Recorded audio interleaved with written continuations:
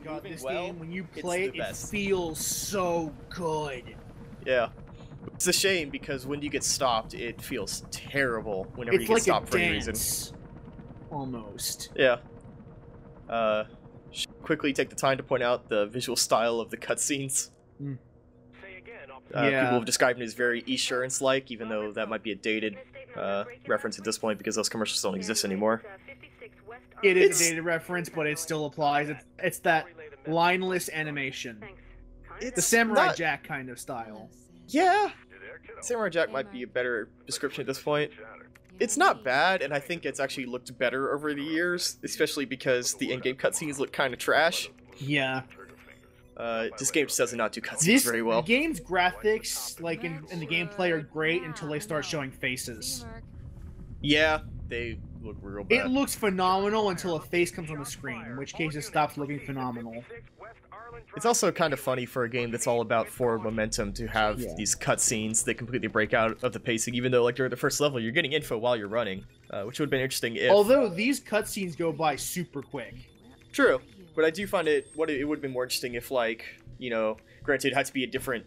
Maybe, like, a reboot could do this, where it's like you have a heads-up display or something that could display these images of, like, towers while you're running in between levels. Like, just sort of an interim... Oculus Rift? Yeah, well, sort of like a interim parkour level where it's like, hey, here's just like a straightaway that you run through. It's not that difficult, but it keeps you moving the whole time. The new one's supposed to be open world in theory, so that might end up just being the way it goes. Yeah. I love the art style of this game. This game, how old is this game? 2008, I believe. This game is like 7 to 8 years old, and it still looks gorgeous. That's not the right Mirror's Edge. Yes, 2008, November. Yeah, like, this game is only like this was the time when Portal was still a thing that people were talking about. And I think Portal.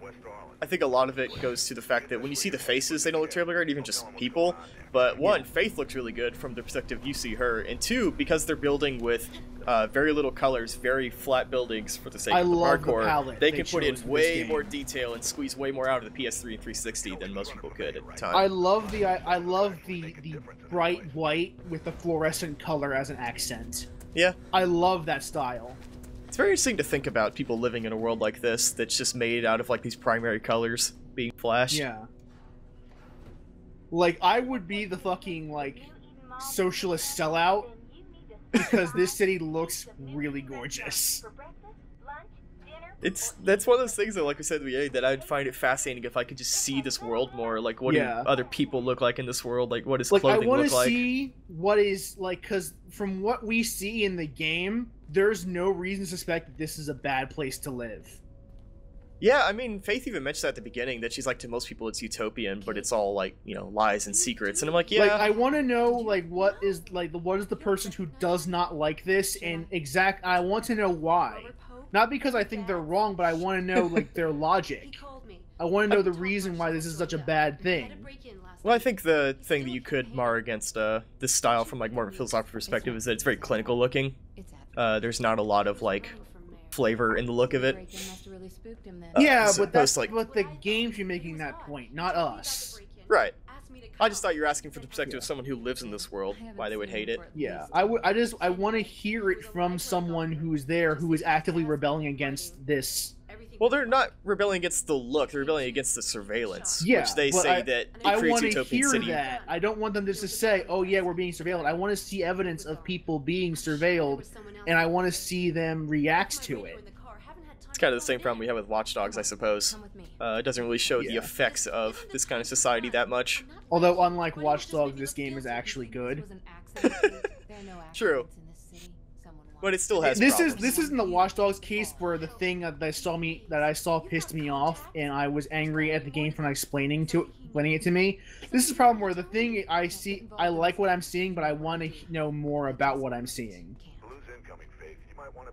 I do find it interesting how I think it says a similar thing about Watch Dogs, how they have a few lines in this game that kind of eke out more about the universe, like when Face says there are no accidents in the city. Yeah. Kind of implies the idea that it's very 1984, like they know everything that could possibly happen. Yeah, but it's a terrible problem of telling me and not showing me. Right. Again, that could be a thing they could show like on the side of a street or something, like someone getting caught immediately after doing a crime. There's a lot of first-person hugging in this game, I should point out. Since I've been replaying levels over and over, you noticed that? Yeah. Shit.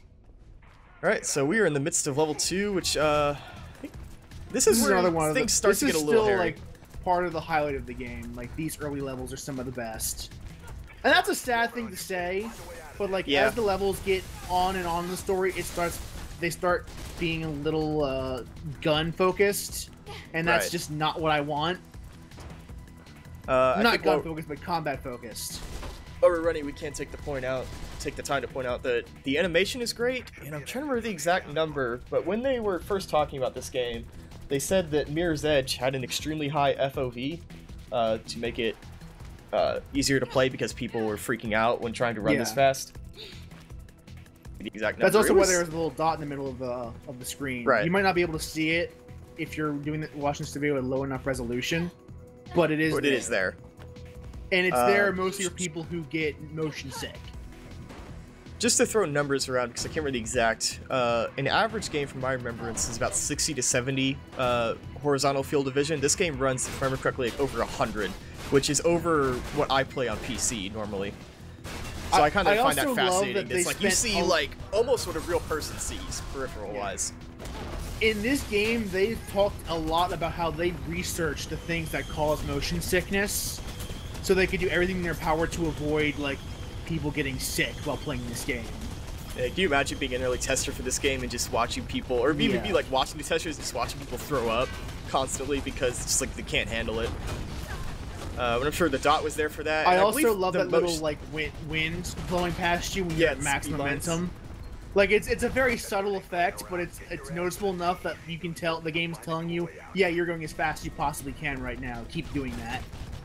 And I think, now that you mentioned, I believe the reason they did up the FOV was because of motion sickness, that people were getting sick because they couldn't see face, feet, or hands when she ran by. It just kind of leads to a boxed-in camera. To make sure that was just right. I'm not because with a game like this, you can imagine it's easy to make someone throw up while playing.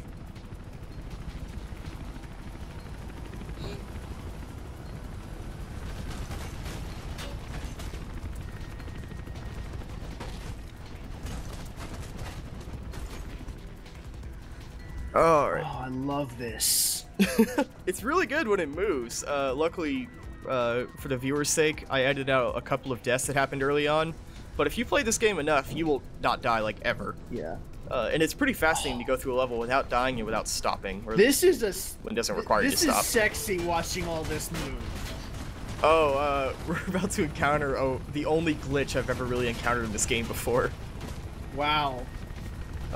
So that door is not supposed to be open, and you'll see why. Oh, that's a minor.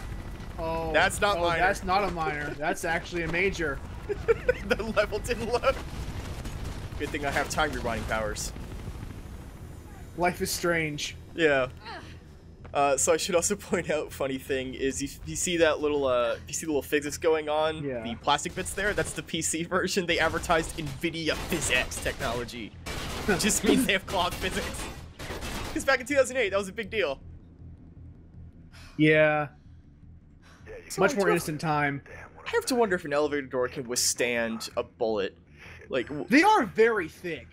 I guess. I mean, they're not meant to be bulletproof, but I wonder if just by sheer thickness they can stop bullets, because there's a lot of times you get shot. They are huge fucking steel walls. Yeah, really?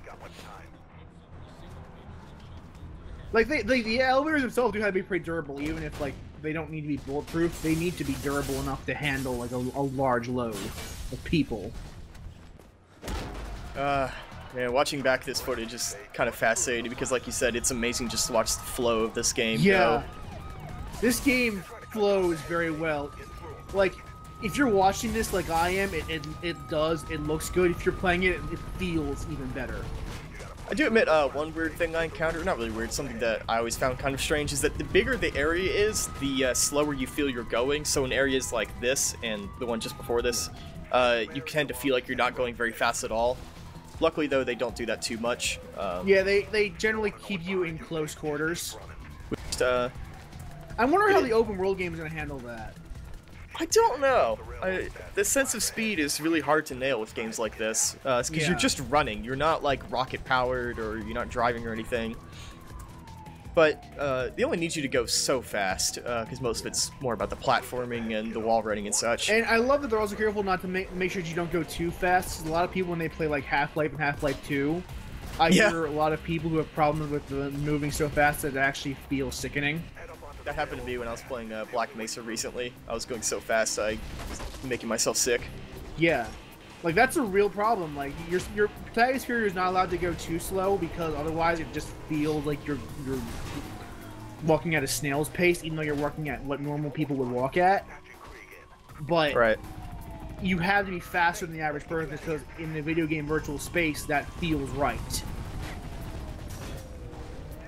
I think we are nearing the end of level 2 here. Here we go.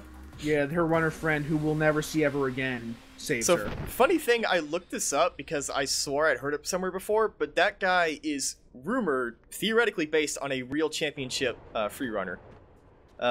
Like the guy who invented freerunning, apparently. Yeah. Well, freerunning and parkour are apparently two different things, as I looked up. I didn't get deep into that. Yeah, they are. They're similar. They're very similar, but they're not the same.